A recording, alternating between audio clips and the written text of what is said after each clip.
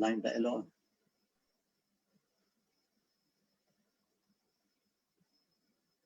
Dah live kan? Belum lagi, tapi line tak elok. Dia internet tak dapat lagi.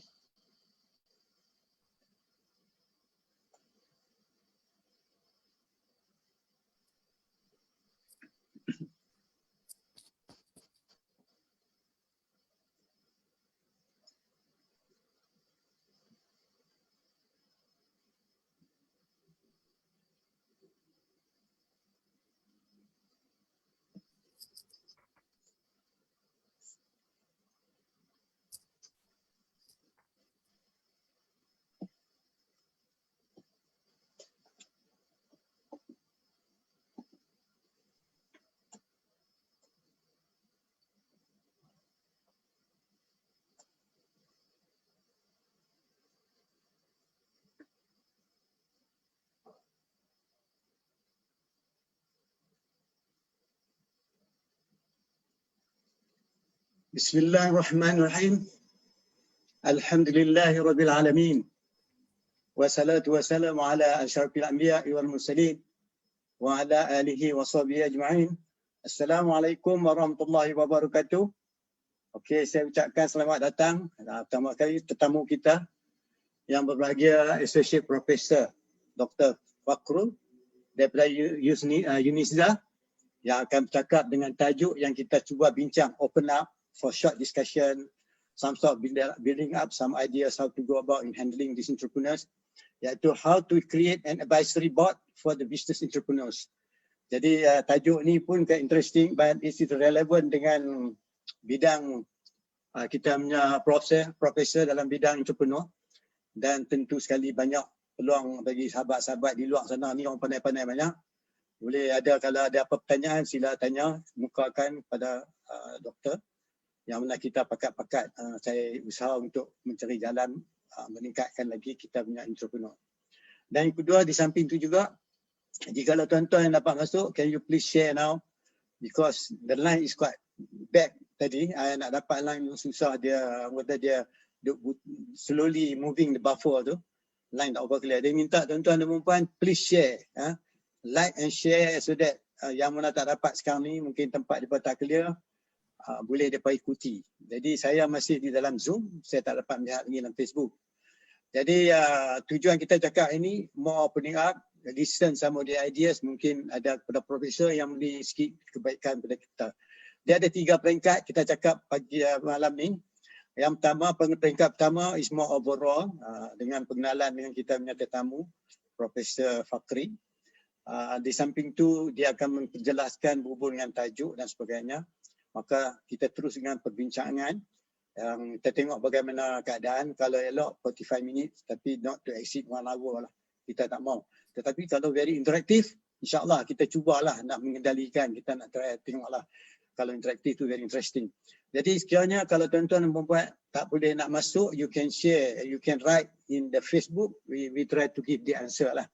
Dan kalau benda ni quite good, interesting, relevant, we try to meet it every twice a week, dua minggu sekali kan, sebagainya, talking about this topic. It is very interesting, kalau interesting. And the last part will be looking back is what being written, apa yang ditulis di dalam kita punya Facebook, komen, question dan sebagainya. Dan lepas tu kita do the closing lah. Alright. Jadi without further ado, tak mau melewatkan lagi, kita mempersilakan tetamu istimewa kita daripada sana tuan-tuan timur, iaitu Profesor Fakrul daripada Universiti UNISDA. Sila Profesor, you can start an opening with your introduction sebagainya. Selamat datang Profesor. Assalamualaikum warahmatullahi wabarakatuh sahabat. Bagi tumpuan kepada Profesor kita, iaitu Profesor Dr. Fakrul. Sila Doktor. Okey, Assalamualaikum warahmatullahi wabarakatuh. Sebelum saya mulakan interview sesi ni, insyaAllah Doktor saya minta nak share slide. Saya tak boleh nak share sekarang. Okay. Kena tukar host pada saya kot? Oh ya. Super nak tak host kat you.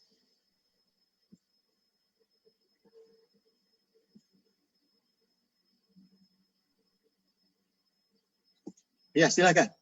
Okey.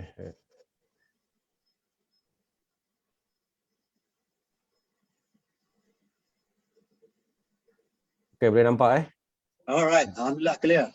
Okay, bismillahirrahmanirrahim. Alhamdulillahirabbil alamin wassalatu wassalamu ala asrafil anbiya'i wal mursalin wa ala alihi washabbihi ajma'in. Pertama-tamanya kita ucapkan syukur pada Allah Subhanahu wa taala di atas nikmat kurnia dan rahmatnya pada hari ini kita dapat bersama-sama dengan Dr. Syakir Mustafa. Saya pun masa kecil je ni bila Sifu Otai dalam bidang coaching ni jemput saya untuk bagi sembang-sembang malam ni, saya pun mula ni betul kan Dr. Syakir menjemput saya ni kan, maksud dia sebab ada lain orang yang lebih hebat daripada saya, ramai lagi di luar sana, tuan-tuan dan perempuan pun sama.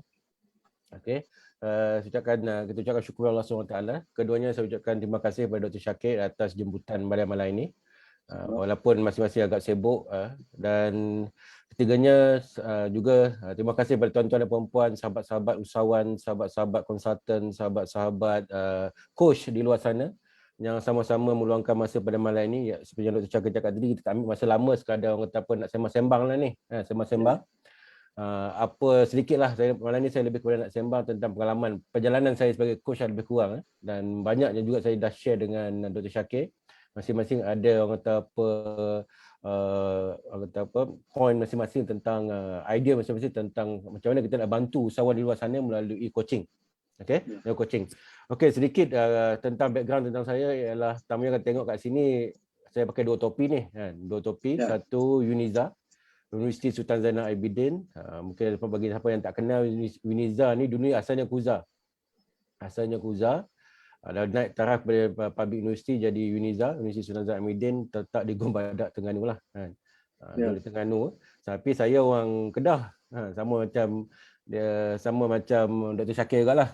Satu kalau saya tercampur-campur tu, sebab bila ada orang Kedah bercakap ni dia nak terikut-ikut.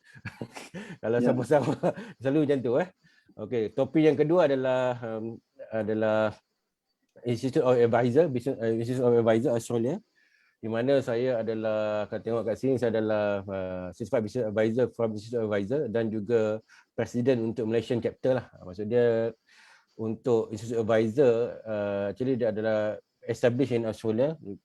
Masa saya belajar kat sana, saya jumpa dia punya CEO dan saya bawa balik Institute of Advisor to the Malaysia. So being appointed saya first president lah untuk Institute of Advisor Malaysian chapter. Okay, so background saya jadi by background accounting, cuma kata apa, bila buat accounting tu along the way after 2 or 3 years dalam bidang auditing ni, auditor ni, rasa tak kena dengan jiwa masih lagi orang kata apa, minat keusahawanan, minat bisnes ni, minat bisnes. So saya join tak sempat lah, maksud dia kalau 2 tahun lebih lah, sikit lagi lah kalau sambung kata 3 tahun boleh jadi accountant lah, tapi tak minat juga.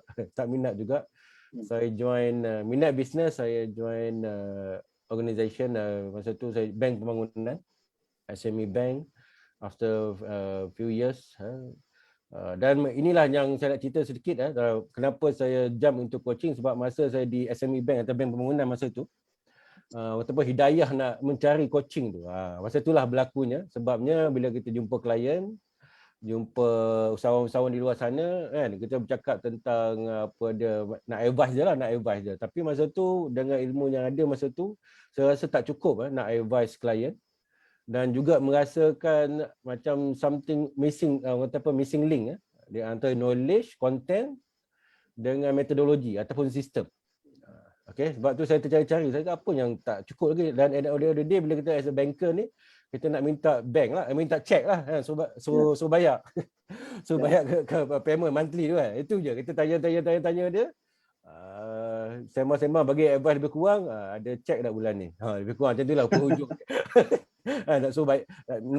Nak make sure tak NPL. Tak NPL. Okay. Tapi saya rasa ada satu tanggungjawab yang perlu diselesaikan. Maksud dia kita bukan sekadar nak suruh dia bayar payment, nak buat payment atau bagi cek, tapi kita kena coach dia. Itu yang saya rasa ada missing link kat situ. Dan menyebabkan masa tu saya sambung MBA. Lepas habis MBA, tak cukup lagi. Sambung pula DBA, business juga. So masa kat Australia baru saya nampak ada satu, jadi apa yang saya cari sebenarnya adalah metodologi ataupun sistem berbanding konten yang saya dah ada. Saya dah ada MBA, kita ada degree, saya dah ada DBA, tapi ada satu metodologi atau konten coaching ni yang ada satu knowledge ataupun ilmu yang perlu ada untuk kita coach klien. Itulah balik pada itu yang saya banyak mencuburi bidang coaching ni, tapi saya taklah macam Dr. Syakir. Dr. Syakir pergi tu mainstream. Okay, Dr. Syakir tu go mainstream. Saya lebih kepada agensi, MPC, Kelly Terengganu ni, SNC Corp ada sikit-sikit. Lepas tu yang klien yang betul-betul corporate klien ni 1 atau 2 klien lah. And mostly banyak yang saya buat adalah melalui Unizal lah, sebab saya attach di Center for Income Generation Investment Industrial Linkage. Actually di Fakulti Business and Management dari segi mengajar full time-nya di situ, tapi seconded di Center for Income Generation Investment and Industrial Linkage. So saya banyak buat coaching melalui itu, dan saya banyak tertumpu kepada program. Saya buat program Executive Master in Information and Business Innovation ni, di mana saya embedded coaching dalam program ni. Maksud dia phase 1 tu lebih pada impact knowledge, ada dia punya subjek dia, tapi phase 2 tu adalah coaching metodologi. Ini juga malam ni juga, ini yang saya nak bincang, nak share malam ni. Sebab saya di sini tengok ke atas tu, bila kita coaching klien dan usahawan-usahawan yang masuk dalam program ni, kita ada board of advisory board. Kita ada hotel kita juga ni, bekas mantan CEO YPU Dr. Tengku Khairi. Kita ada pensyarah, kita ada pensyarah Uniza. So kita nampak kita ada satu board of advisory yang memantau, yang coach usahawan-usahawan di dalam program MEB ni. Okey. Itu sedikitlah tentang background saya, Doktor. Okay. Alhamdulillah. So saya dapati pendedahan pengalaman yang dilalui oleh Profesor menyebabkan Profesor lebih matang dalam bidang-bidang tertentu, terutama dalam bidang yang Dr. ceburi. Tentu terdapat lain-lain instrumen yang berguna. Nanti ikut kalau ada Profesor boleh share. Okay. Jadi saya tertarik bahawa you end up also to try to understand the benefit of coaching, especially when you cerita berhubungan you dengan bank. Some people just to get the checks only for the payment, and then the element of coaching come in. The whole story tu cerita menunjuk kata you are moving a certain direction. That direction indirectly make ourselves become more mature. And apa yang terang ni merupakan sesuatu contextual yang telah you lalui. Terdapat 4 perkara di sini. Satu, pengalaman yang you lalui, picture is already in your mind, what happened there. Secondly, dalam suasana, sebab di sana menyebabkan sesuatu yang you rasa I need a certain new process, iaitu mengetahui more about this, about maybe the advisory board, or maybe in terms of how to become a coach on certain area, certain aspect of entrepreneurship. Termasuk daripada situ, you have a very good relationship with the Australian now, the way I look at it. So they have the full trust because you are now, as you say, you are the president chapter, kan? Yeah, president Malaysian chapter. Yep. So menyebabkan you already transformed. You are not the same like 20 years ago. So very mature. So very interesting. Can you continue explore a bit on the last tadi yang you ada tunjuk dalam you punya ni tadi. You ke depan sikit, Prof. Depan sikit. Yang ni. Can you show a bit about this growth ni? Balik kepada kita punya topik ni, iaitu how to create advisory board for your business, because of course dalam konteks usahawan ni ada satu perjalanan yang lonely lah, perjalanan lonely. Siapa yang bagi usahawan dia faham lah, maksud dia. Jadi usahawan you akan venture dalam satu very lonely journey. Kenapa kita kata lonely journey? Sebabnya tak semua orang faham tentang usahawan. Maksudnya kalau kita sebagai usahawan ni, kalau kita duduk tengok TV, kalau kita bekerja, kita balik rumah kita tengok TV, memang kita tengok TV. Okay? Kalau kita nak bagi analogi mudah lah. Tapi kalau kita usahawan ni, bila tengok TV pun, kepala tu berfikir macam-macam. Tapi nak cakap dengan wah kat rumah pun belum tentu dia faham. Tadi pun saya pun ada share dengan Dr. Syakir. Maksud dia, Dr. Syakir tanya saya tentang siapa, wife saya kerja apa. Saya cakap pensyarah juga. Dia kata senang lah. Saya cakap tak senang juga. Sebab saya ni usahawan. Saya ada saya punya bisnes sendiri kan. Saya ada juga saya projek-projek lain. Tapi isteri saya walaupun pensyarah, dia adalah pensyarah dalam bidang risk management. Saya bidang usahawan. Usahawan ni risk taker. Kita bantai je kan, belasah je. Belasah kan. Tapi orang yang risk management ni macam-macam risiko dia fikir. Susah nak sembang ni. Agak susah nak sembang. End up saya memang tak sembang bisnes saya pasal bisnes saya dengan wife saya. Otherwise nanti dia banyak risiko-risiko yang saya kena fikir. Okay. Okey, balik ke topik hari ni ya.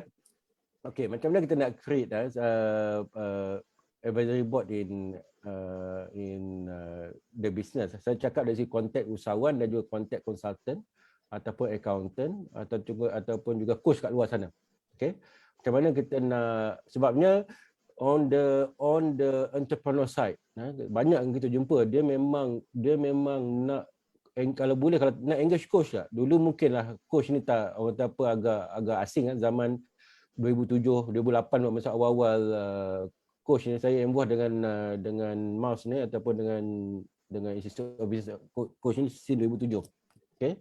Masa tu agak weird lah kalau cakap tentang coaching. Tapi hari ni ramai orang dah tahu. InScam pun dah leading everything. So orang dah quite aware tentang coaching. Yes. Okay. Yes. So basically isu je adalah how much. Rasa macam mahal. Mahal nak hire coach ni. Hire coach. Okay, that's on one side.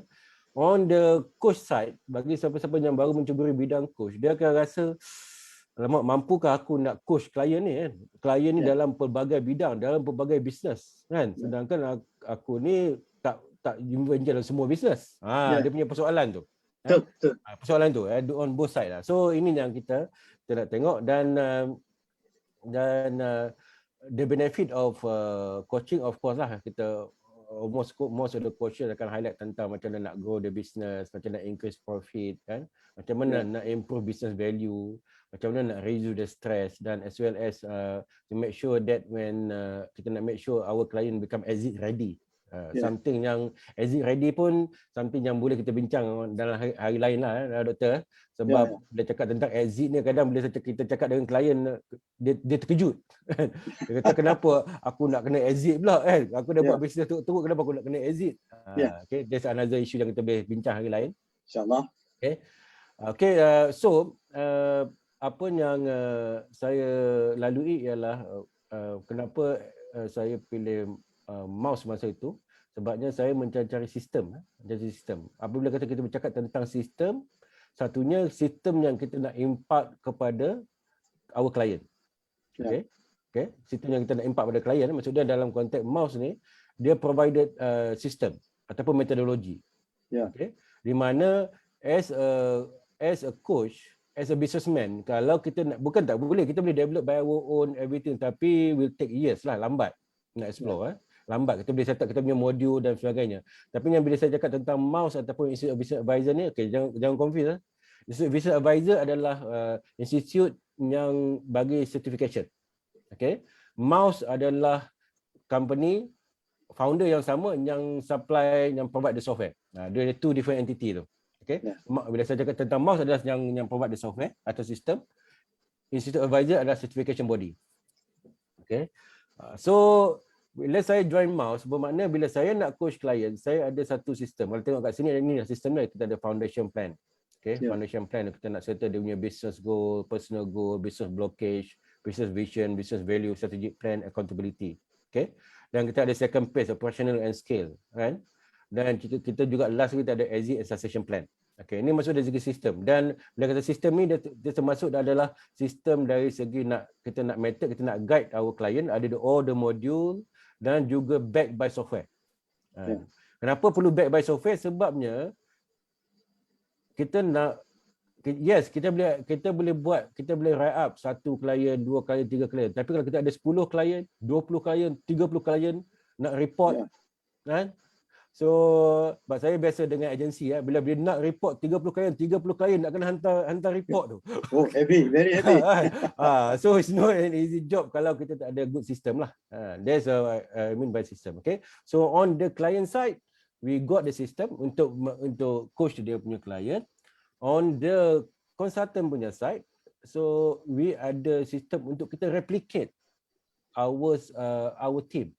Okay, maksudnya sekarang ni kalau kita as a coach, kita ada limitation. Berapa banyak klien kita boleh coach. Ya. Okay. Sebab kita ada limitation. Tapi kalau kita ada good system, we can have junior consultant, we have senior consultant, senior level consultant, depend pada requirement of the our client lah, sama ada agencies. Okay, sikit lagi, ini mungkinlah saya tak nak cerita, ini adalah perjalanan as a entrepreneur lah. Cuma saya nak highlight tentang malam ni ialah tentang advisory board. Apa yang saya maksudkan dengan advisory board ni? Yes. So basically advisory board ialah it's not new. Kalau tengok banyak new companies, imagine kata apa, new setup companies, even JLC pun ataupun big company pun dah apply. Maksudnya instead of dia have board of directors, dia ada dia punya board of advisors. Okay, board of advisors. Cuma yang malam ni yang saya nak introduce ialah macam mana kita sebagai coach, kita sebagai consultant, we can work together to set up advisory board untuk bantu our client, entrepreneur outside there. Okay. Dengan kita apa, kita work on our strength. Okay. Masing-masing ada strength masing-masing dan masing-masing ada knowledge masing-masing. Kita tak akan jadi master of everything. Kan? Kita ada knowledge bagi masing-masing. Okay. So advisory board ni apa dia punya konsep dia? Adalah untuk kita set up, kita offer pada our client. Okay. Pertamanya kenapa advisory board, sebabnya is tadi kalau compared to board dia ada apa legal power lah. Okay, but then board advisor dia tak ada legal power. Maksud dia hanya advice saja. Owner, founder nak follow tak follow itu cerita lain. Okay, itu rule as a board advisor. Kita tak sama dengan board of directors. Cuma apa impact dia? Kenapa perlu ada board advisors? In particular SMEs. Kalau GLC tak ada isu, sebabnya board of director dalam GLC memang kita ambil based on dia punya strength. Komponen nak jadi board dia ada dia punya strength masing-masing, members dia. Yeah. Tapi kalau SMEs, PKS for example, memang dia ada board, tapi board dia siapa? Wife dia. Board dia siapa? Anak dia. Anak beranak dia, sepupu sepapat dia. Kadang it's not because of dia expertise, tapi because they are family members.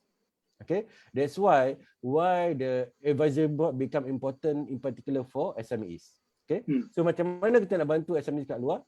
Dan the first place kenapa kena ada advisory board, sebabnya bila board of director datang dari family members, dia tidak added value kepada SMEs tu. Orang tengok ni anak dia 18 tahun, anak dia 17 tahun, 15 tahun, semua jadi board. Okay? So dia tidak add value. Tapi dengan adanya satu level lagi, board advisors, advisory board, yang dalam tu siapa? Dalam tu ada Dr. Syakir sendiri. Dalam tu siapa dia? Bekas apa dia, sahabat saya tadi, Dr. Tengku Khairi for example. Tengku Khairi, ya. So company tu nampak ada lah orang kata kan, ada sikit. Okay, so accountability, business insight. Maksudnya kalau board tu boleh guide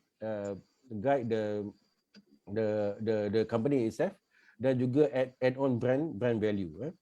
So apa peranan board advisor? Dia akan berperanan sebagai wise counsel, okay, in guiding the direction of the companies, motivation and invigoration, accountability, focus, structure, third party independent view, wider experience and insight.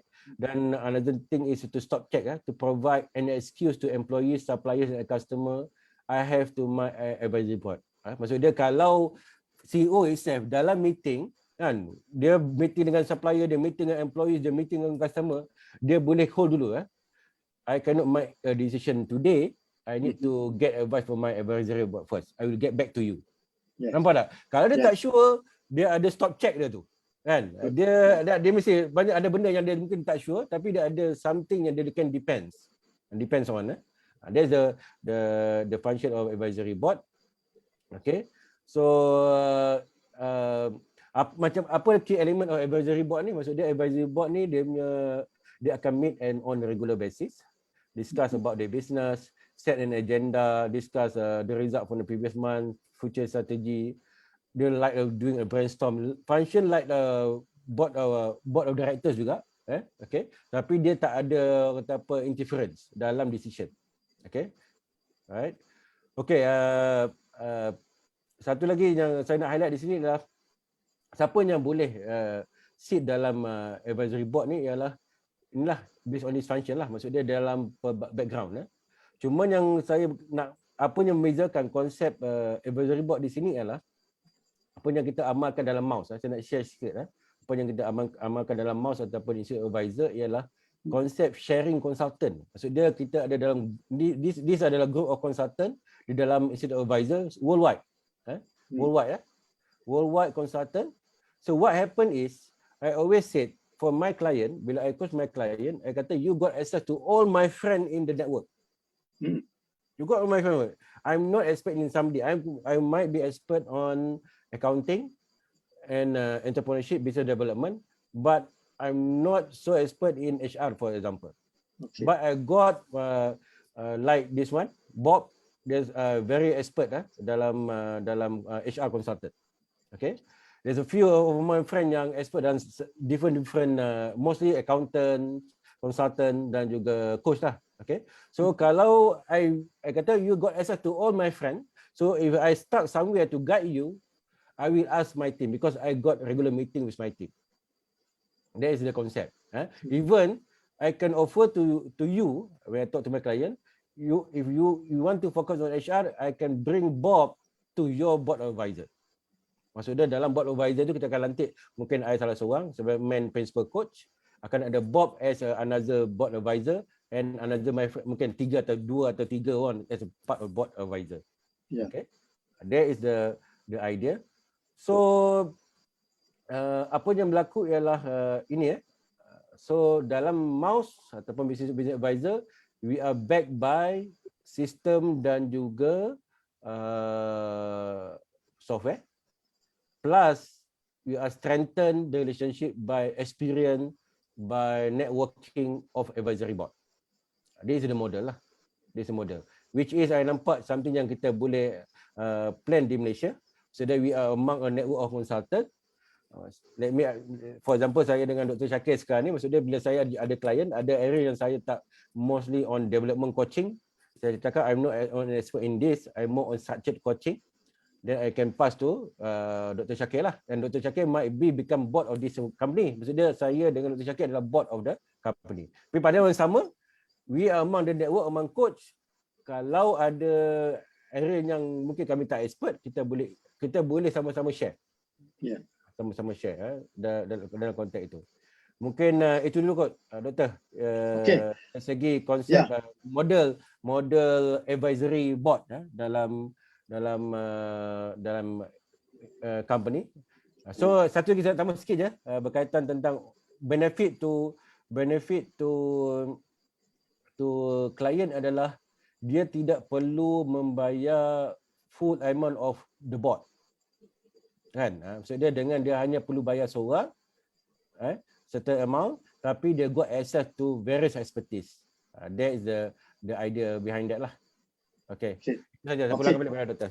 Alhamdulillah, very interesting. It's very interesting. I think we have to do more about this. I think sure there are many questions and answers that they require from you. You have opened up satu team yang penuh dengan ulat, banyak yang nak tanya. It's very interesting. Sebab this is more of overall picture pada sahabat-sahabat yang baru masuk ini. This is the first overall picture. Kita bincang ni more of bagi some ideas kat tuan-tuan dan puan-puan. Ada juga cara-cara yang buat selalu. Jadi apa dimaksudkan advisory board dan diterangkan model-model dia, macam mana relationship between this board, advisory board with the company punya board, apa benefit telah pun disebut oleh Profesor tadi dengan nyata dan jelas.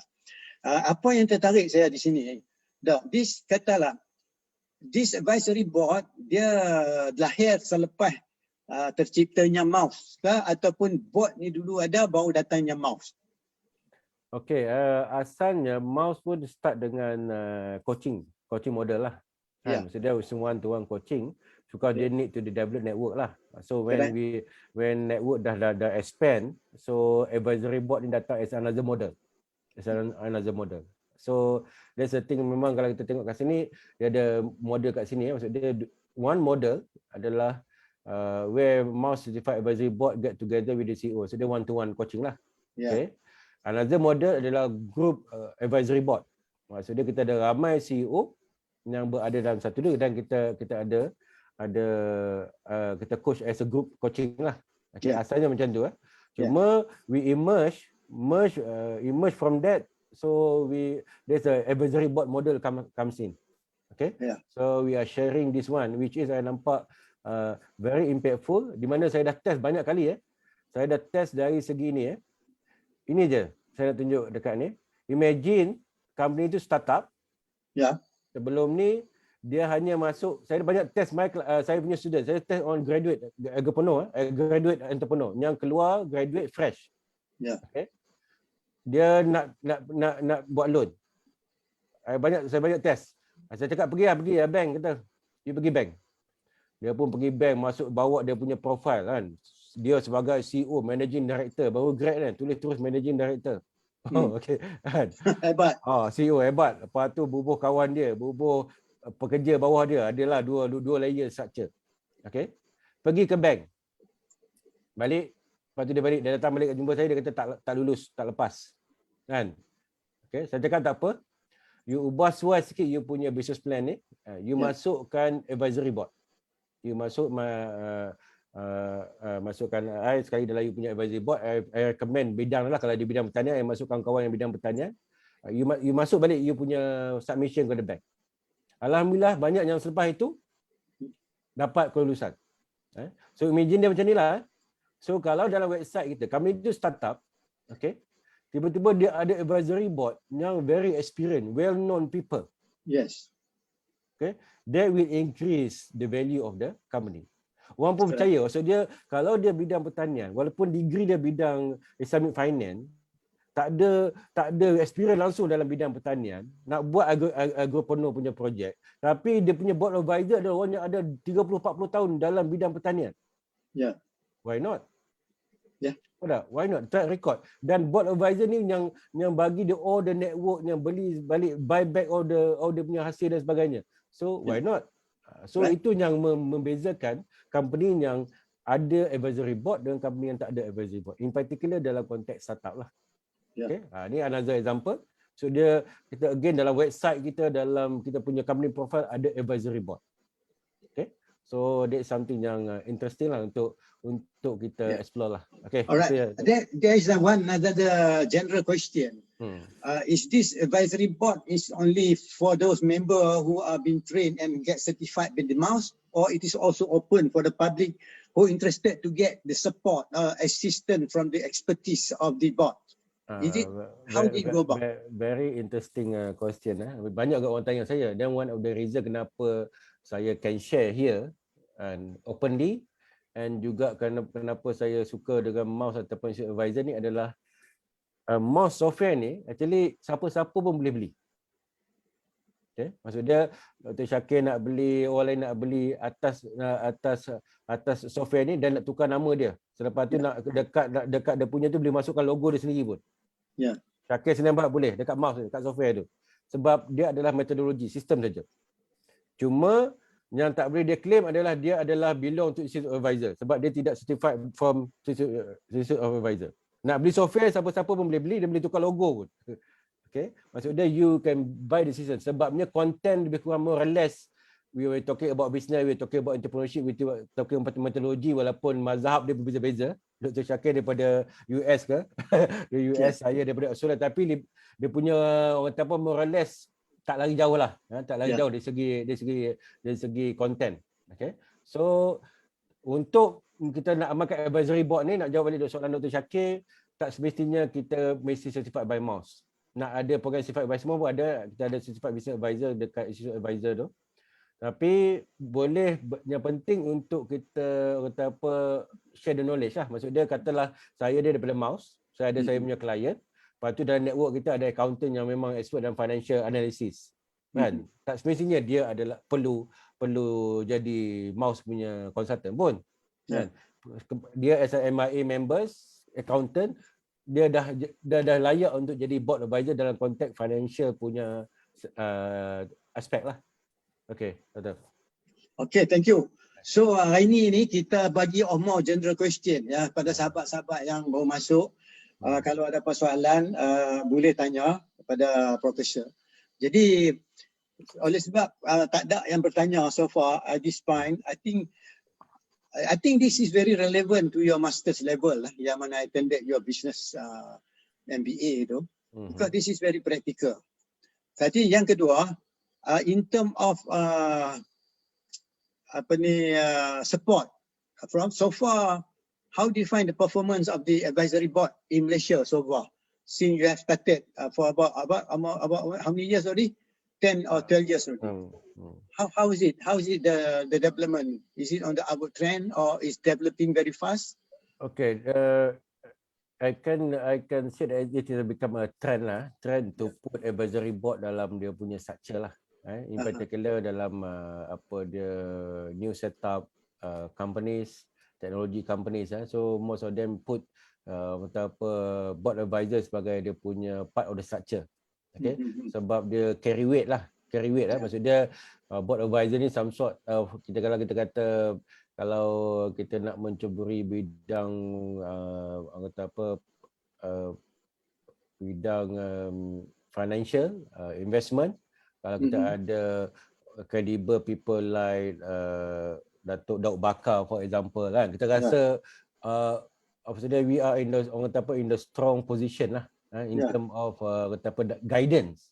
Okay, that's the thing lah. Sebabnya board advisor pun kita bukan boleh suka-suka hati bubuh je, kena minta permission. Kita kena minta permission. Jangan suka-suka bubuh gambar cari pasal je, kena saman nanti kan. So kita kena minta permission, maksudnya agreement from that person to agree to be part of the board of advisor. So kalau kita boleh ada 2-3 orang yang prominent dalam bidang yang kita nak ceburi tu, since that shows that our company get blessed ataupun guidance from that person lah dalam yang pakar dalam bidang tersebut. Okay, saya dapati di Malaysia pun dah nampak mantap lah, nampak kawan kita ada Profesor dengan Tengku Khairi dan juga Profesor apa nama that lady professor from you punya tu? Wan Hayati. So it is you have a very good combination of people already. But what I'm looking now, it is very relevant because now we are living in the year of 21st century. Dalam tahun 21st century is more of on the social era. Bila cakap social era, now people are using a lot of exponential technologies. Dia pakai AI, dia pakai mix AV dengan AR, augmented reality dengan orang kata real reality dan sebagainya, menyebabkan mereka memerlukan because too much to see because change very fast. So apa yang berlaku sekarang ni, unceasing change, we cannot stop the change. So if there is change, what do you have? The other side of change ialah we have the alternative. I mean, how you want to handle the change. So I think one way to handle the change is having this mouse and having this kita boards, advisory board to assist you to look overall. And because when this board come in with the expertise, maybe on the real thing is the usahawan itself can focus on their business. So this is another way also how to riding again the wave. Macam mana nak tengok perubahan tu. Jadi kita tak lari kita fokus. Because dia ada 2 bila fokus, ada 3 fokus. Selalunya orang buat business, first dia ada focus intention. Matlamat asal dia panggil MTP. Massive Transformative Purpose. Jadi purpose dia mesti strong enough. Yang kedua, dia mesti ada focus attention. Focus attention ni, what he's doing now, is it moving toward the same direction? Massive Transformative Purpose. Jadi purpose dia mesti strong enough. Yang kedua, dia jadi kalau tuan-tuan mendengar daripada sudut tu menunjuk kata, the third one is also very important. What is it the third one? The third one is ialah focus of action. Yang kedua, dia mesti ada focus. Jadi saya rasa kalau kita melihat daripada sudut ni secara tak langsung Prof, memang relevan. So what do you think before I think if there is any question, I welcome the question. I will look at that. Ada question kat Facebook tu Dr. kan? Ya ada. We come to that afterward because saya tengok ada Samsu ada tulis. But from your point of view now, alright? Is it necessary or it is an option or it is masih tak clear bahawa keperluannya kita ada kita ada advisory board ni? What is from your point of view? What is it to you? Okay, yes, kebanyakan entrepreneur yang saya jumpa macam saya cakap tadi, ada yang memang dah aware tentang keperluan coach lah. Sebabnya banyak yang berlaku ialah mostly entrepreneur kita memang familiar dengan training. Sebab awal-awal dia mencuba bidang keusahawan ni, bila dia nak buat loan dia, syarat nak dapat loan kena attend training dulu. Betul. Okay, so the idea of having training tu dah lama, dah embedded dalam kita punya ecosystem of entrepreneurship. Okay, training adalah dah embedded. Okay, cuma after dia dah gone through a lot of training, lepas training satu training, lepas training satu training, lepas training satu training, dan training yang sama berkali-kali, still tak ada impact dalam dia punya business ataupun dalam dia punya personal development. Itu yang dia akan balik kepada what's wrong. Itu yang bila the coaching dia awareness dah increase, dia akan nampak inilah yang dia cari sebenarnya. Maksud dia kata dia perlukan somebody yang push dia to move forward. Okay, push to move forward. Maksud dia ada somebody dia can talk to, dia ada somebody yang monitor, yang ask entrepreneur ataupun dia untuk dia moving forward. Tanya dia apa kena buat, push dia sebaik mungkin. Dia rasa dia sangat menghargai lah. Maksud dia kalau peranan role of coach tu. Okay, itu yang saya nampak ramai yang aware about that. Cuma persoalan yang kedua, dia selalunya akan tanya tentang how much atau what is the cost lah. Of course lah, dia on juggling with the, kalau company yang ada capacity biasanya tak ada isu lah kan. Tapi I'm talking about the PKS, mostly memang yang sangat berkehendak kepada coach.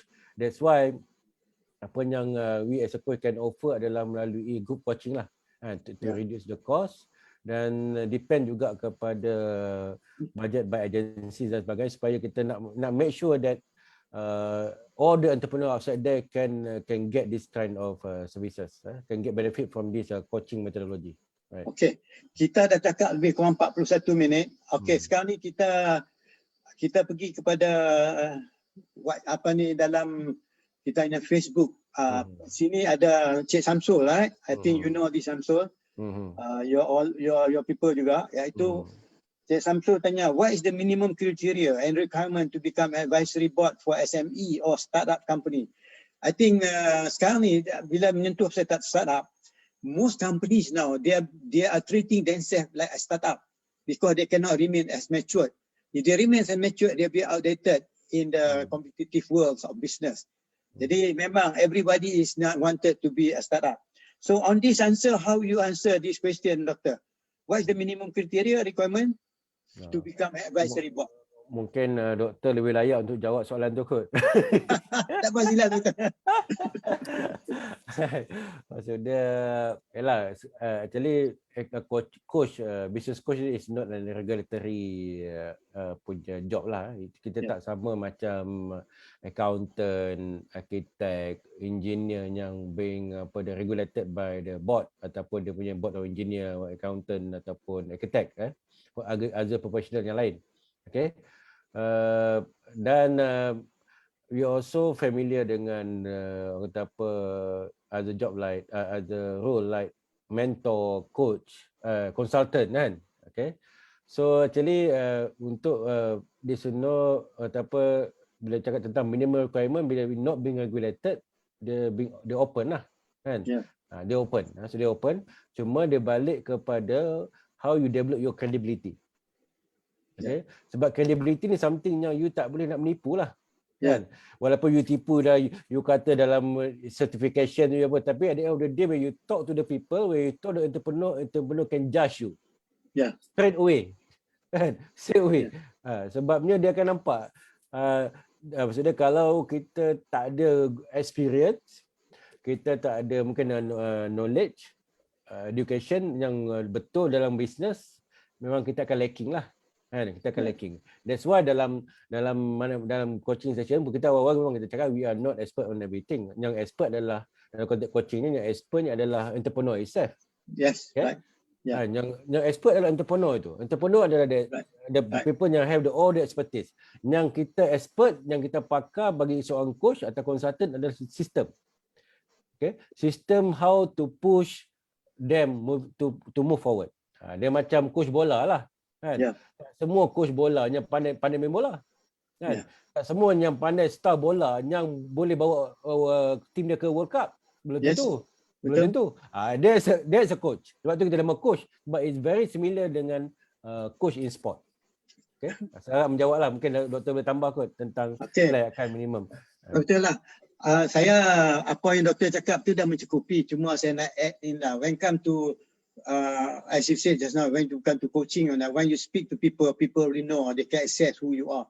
Because what you are, who you are, and what you have, two different things. Who you are is the built-in, the persona within you that reflected your seniority, reflected the way you speak, it reflect who you are. Tetapi what you have, you can postpone. Because what you have, benda tu yang menempel, not natural of you. There are people, when come to this part, dia tak boleh nak cakap. Sebab tu, as you said tadi, those qualified to be in board advisory ni memang sama ada dia tak mau, orang lantik dia juga. Walaupun dia tak mau, tapi ada setengah.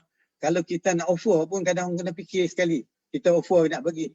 Dia tanya, apa yang you boleh bagi? Selalunya, orang yang nak offer ni pun dia kena faham risiko yang dia ambil nak bagi advice dan sebagainya. Selalunya, advisory ni, of course lah kita minta orang yang betul-betul memahami bidang-bidang tu. Ini general saya cakap, doktor.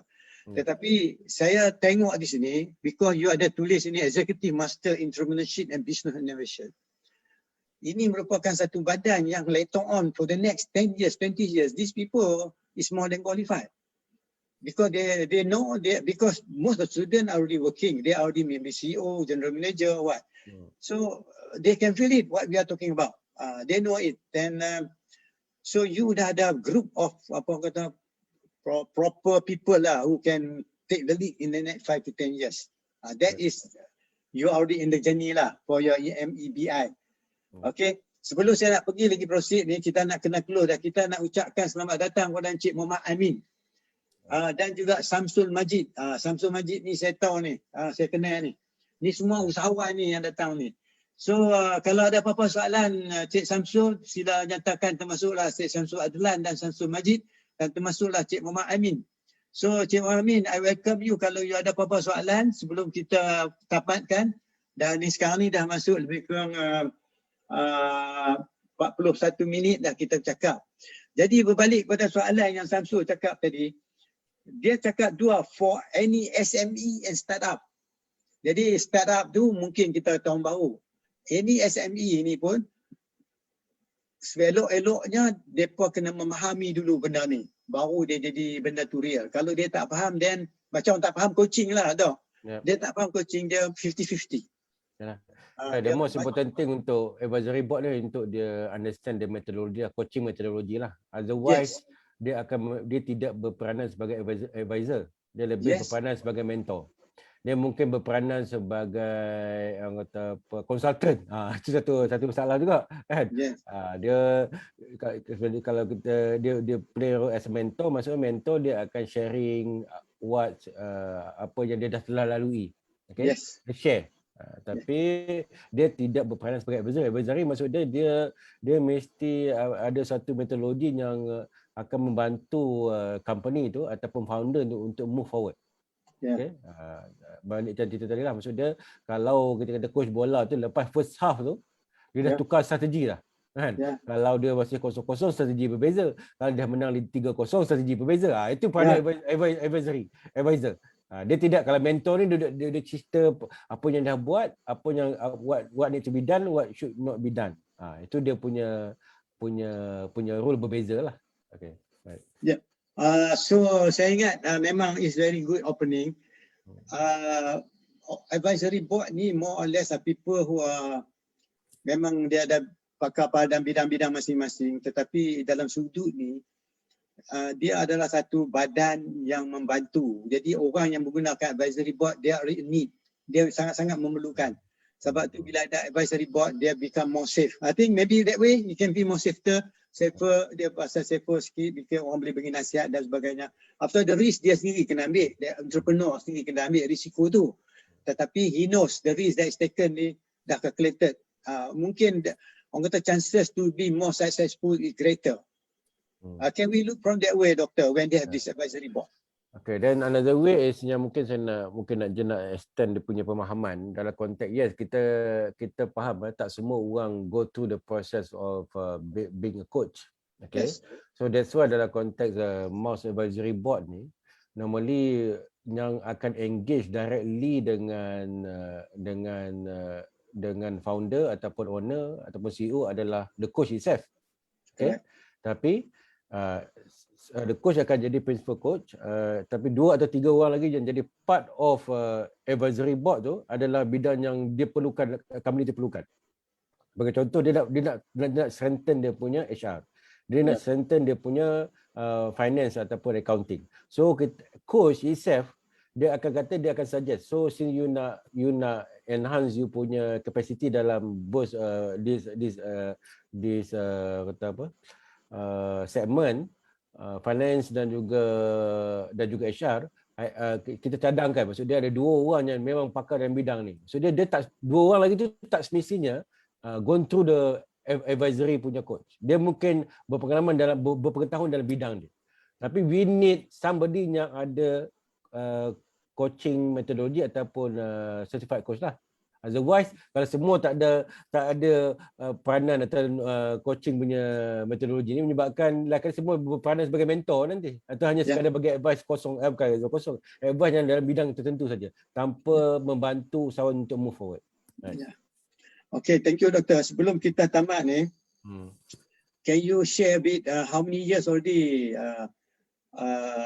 Mouse dan advisory body in Malaysia, and how many years already is started in Australia? Just revisit who came a bit late tadi. Okay, okay. Background on the Mouse itself.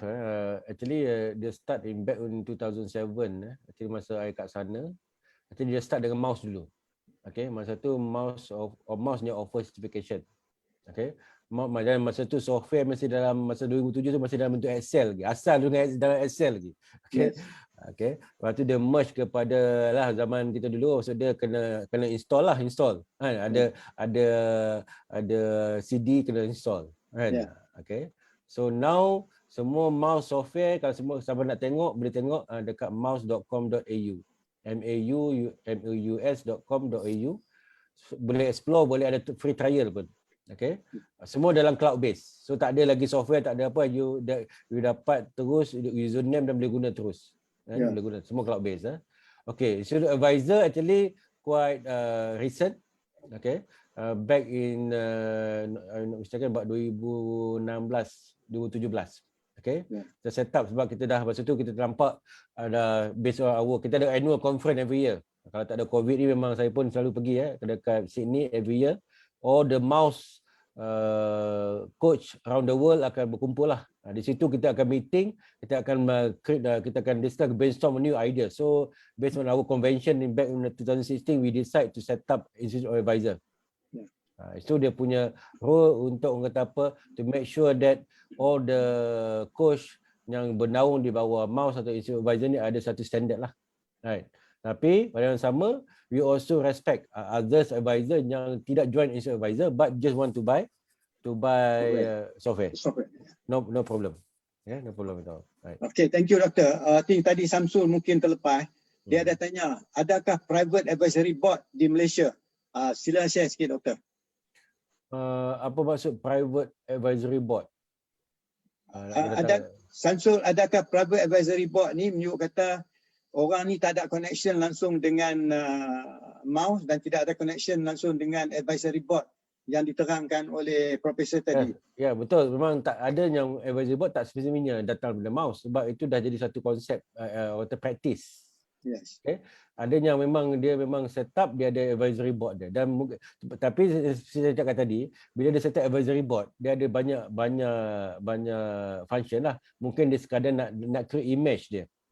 Okay, mungkin dia ambil prominent person, dia punya senior kat sekolah ke, dia punya kawan-kawannya, dia punya network, okay, letak sebagai advisory board. Tapi dia tidak, actually dia namakan dia punya advisory board, tapi dia both 2 or 3 of them tidak berperanan sebagai coach ataupun advisor pun.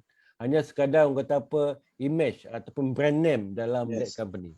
Okay, so Nijo kata the creation of advisory board ni dia spell out and then it make all the, if you can see all the policy or not. Benda yang Samsul tanya tu memang pun wujud di Malaysia. Kadang-kadang dia nak reflect certain branding tu, dia ambil orang yang duduk dalam dia punya organisation kan. Jadi menunjukkan kekuatan, kebolehan di dalam organisasi tersebut. Selalunya dia ambil orang yang tertentu lah yang berkelayakan. Alright. So itu adalah sikit sebanyak because kita kata this is the first sitting tuan-tuan dan puan-puan. Saya tahu benda ni is very interesting. That's why I let people discuss among themselves even when they see maybe some may be thinking that we are talking about another different board of director for the organisation. No, it is not. This is a create advisory board for your company. Ni Samsu ada cakap lagi, Mouse is a private Australian company. Oh ya, bukan. Ini yang soalan yang ditanyakan oleh kita punya fellow institute, fellow chartered accountant, iaitu penyediaan rancangan perniagaan, ini profesional iaitu ditanya oleh Dr. Arifin Mansur. Dia tanya, Mouse is a private Australian company. Yes, from Australia. Anything you want to add, Doctor, on that? Yes, Mouse memang dia established in Australia. Okay, memang dia punya HQ dia di Sydney lah, di Sydney. Cuma dia ada konsep dia adalah dia open to everybody yang nak join Mouse around the world lah. So bagi setiap negara yang kita kalau pergi ke Institute of Business Advisor tu dia ada chapter country chapter president dia. So dia dah expand di US, UK, Hong Kong, India, China dan Malaysia lah. So memang dia establish di Australia. Cuma dia ada dia punya chapter country chapter dia di setiap negara-negara yang orang yang nak. Dia konsep dia licensing lah. Okay? Yeah. Licensing maksud dia masa saya pergi ke sana saya nampak tak ada lagi kat Malaysia dan saya bawa lah kan. Tak ada Mouse di Malaysia tak ada lagi. Tapi kalau macam saya sekarang nak pergi ke UK tak boleh lah sebab memang dah ada dah orang yang dah champion kat sana kan. Nak pergi ke US pun tak boleh juga kan. So on the right, saya got the right for Malaysia lah, Malaysia only. Tapi kalau Indonesia tak ada lagi, then we can go on that on the basis. Right. Okay, another thing, so far berapa jumlah member sekarang ni dalam your chapters? Malaysia chapter. Actually bawah Mouse kita ada dia banyak kategori of members lah. Okay, kita ada some sort of network members like country yang I join ni. Maksud dia gold members berbeza. Tapi banyak yang join on as a CBA, Certified Business Advisor, CBA. That's the lowest association yang kita boleh berada dengan Institute Advisor lah. Maksudnya you nak being certified, you boleh guna Institute Advisor, you can enter CBA program. Okay, so yang setakat yang I dah train for since 2016 since establishment of Advisor, I know mesti about dalam 30 lah. Oh, banyak. Tapi dia ni ada yang tidak carry Advisor punya name lah, dia masing-masing consultant. Nama dia orang nak guna dia punya own brand name. But they use Mouse software. Right. Okay, it's very interesting. So nampak gayanya I think public need to know more what actually it's all about. I think I understand this. Memanglah kita nampak ada benda-benda ni. So sekarang ni kita dah ada Malaysian chapter. Jadi mudahlah kalau tuan-tuan nak mengetahui because the person is the speaker himself is the person who is in charge of the Malaysian chapter, iaitu kita punya Associate Professor Fakhruddin. Dia juga mengendalikan kursus-kursus yang relevan dengan Mouse dan juga dia juga terlibat dalam advisory board for business. So far di Malaysia macam mana advisory board for business tu? Okay, saya before saya cerita tentang Malaysia, saya cuba nak last year saya cuba nak replicate apa yang HQ buat di few countries lah, the model, tapi kita being hit by COVID menyebabkan tertangguh banyak lah kan. Actually model yang dibuat di Australia, di UK, di US, actually Mouse ni dia banyak deal dengan accountant lah. Okay, kalau kita tengok hari ini accountant dia dah ada accounting department, audit department, tax department. Okay, dan biasanya dia ada advisory department, tapi banyakkan advisory department ni lebih fokus kepada financial advisory. Okay, financial advisory. So apa yang Mouse exist, Institute Advisor exist adalah to set up business advisory unit di dalam existing accounting company lah. Sebabnya accountant ataupun public accountant ni dia ada advantage sebab dia dah ada existing client. Okay, ramai yang company yang engage accountant sebab nak buat audited account lah. Tapi bila adanya business advisory unit, business advisory department, accountant boleh offer another service, dan dengan adanya mouse software business advisor ni, dia boleh open dia punya department tu on the next day based on kelayakan yang dia dah ada, klien yang dia dah ada. Okay, itu yang I cuba nak buat last year. Maksudnya I dah sempat buat satu seminar masa bulan 1 ke bulan 2 kan, for few of my friend yang from yang ada firm accountant, dan salah seorang pun dah ambil program ni. Dan ikut I ke Australia juga, I bawa dia ke Australia tu, attend I punya conference. Okay, balik tu dia terus adopt lah kan. But then on the other accountant yang I tak sempat buat, tak sempat proses lah selepas bulan last by COVID lah. Mungkin this year ni good time lah untuk start balik, insyaAllah. InsyaAllah. So Institute of Advisor ni dia punya originated di Australia juga lah. Originated di Australia juga. So dia punya members banyak tak kah? Yes, among we have kalau nak dia banyak yang saya cakap tadi, banyak kategori members lah. Maksud dia kalau network members ni, maksud dia memang bayar gold members punya membership lah. Gold member ni biasanya yang chapter president tu adalah gold members. Okay, gold members. Yang CBA tu memang banyak sebab it's quite, orang kata apa, satu orang suka CBA ni sebabnya dia orang tak perlu carry mouse, sebab kebanyakan dia orang ada company yang dah establish, okay, nama dah ada, so dia tak nak carry advisor, tak nak, cuma dia nak guna software mouse. Ya, betul. Itu dia banyak. Okay. So sekarang ni kita dah cakap lebih kurang 53 minit. Oh, kita exceed patutnya 45 minit, tak apa. Tapi oleh sebab ada soalan-soalan yang relevan. So kepada penyedia rancangan perniagaan, Dr. Arifin, ada apa-apa soalan lagi Doktor, termasuk dengan Samsung? Kalau tak ada apa-apa, saya ingat nak ucapkan terima kasih lah kepada Profesor. So before we close this, anything you want to close, Prof? Anything? Mungkin kita akan buat lagi sesi ni, nampak gaya more to know. So kita ingat second round mungkin lagi ramai pun, kita try cari masa yang tertentu. Mungkin pasal late at night ni ramai yang tak boleh nak buka mata dah ni. Jadi saya harap kalau boleh kita akan buat lagi. Boleh Doktor kita buat lain lagi? Boleh insyaAllah. Boleh insyaAllah. Boleh. Jadi saya jemputlah Profesor, anything you want to close? The last word before we close, and then I will wrap up. Okay, just a little bit before we dismiss tentang kata apa tentang perjalanan sebagai usahawan ni. Okay, kita tengok kat sini, one of the thing yang kita fokus dalam MAS adalah untuk prepare the entrepreneur to become exit ready. Exit ready. Sebabnya kebanyakan usahawan kita ni dia orang kata apa pepatah Melayu lah, bila terantuk baru tengadah tu kan.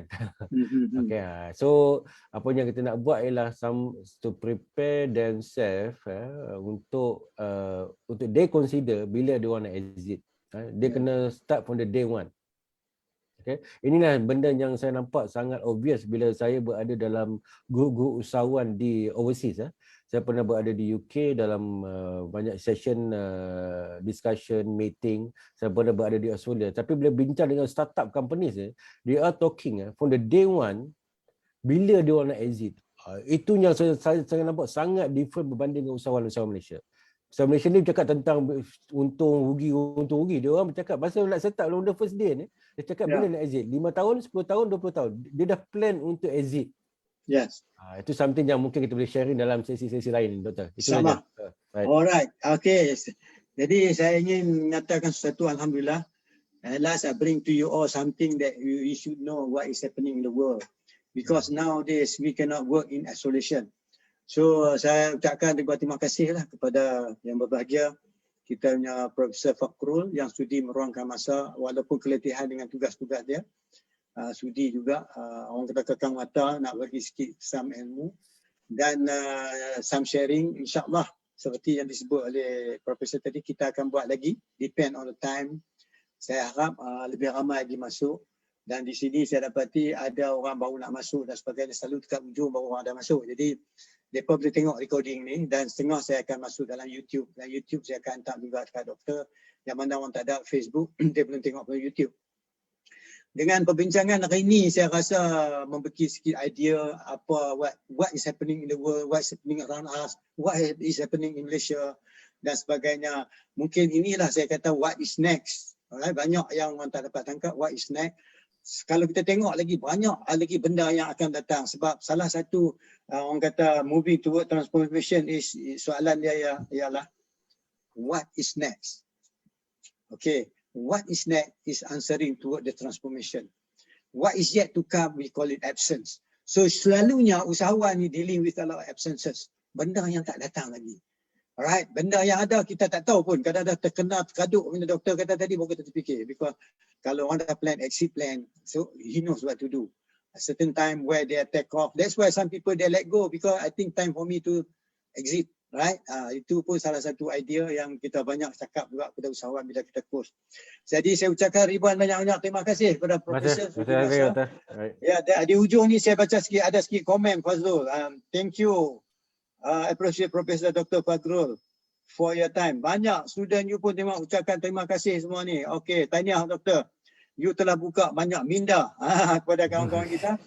InsyaAllah kita jumpa doktor. Ucapan ribuan terima kasih. Terima kasih semua. Atas kesudian meruangkan masa. Okey, tuan-tuan dan puan, minta maaf silapan kekurangan hak kami dan kami have this is the time dah tertentukan time ni. Lain kali kita buat lain masa pula supaya lebih ramai masuk. Saya tengok ni yang masuk ni pun semua hebat-hebat ni. Dr. Arifin dan sebagainya. Dan Samsul kata ramai tahu nak mula tapi ramai tak tahu nak berhenti. Betul. That's why I say you know when to open, when to close. Itu kita kena tahu. Jadi doktor, saya ucapkan ribuan terima kasih banyak-banyak. Mohon maaf kekurangan kesilapan yang saya ada sini. Okay, because saya pun tak pandai doktor. Saya tak kena banyak-banyak doktor ni. Kan? Jadi sekurang-kurangnya kalau kita ada dalam suasana macam ni, kita boleh bagi tahu lah dekat kawan-kawan kita siapa yang berminat tentang orang kata apa yang sedang berlaku dan sebagainya. Jadi saya ingat kita akan keluar dulu, nanti saat saya nak tengok kat mana saya nak cari ni. Saya tadi tak jumpa dah macam mana saya nak izin. Okey. Tak apa doktor, you tunggu sekejap. Nanti I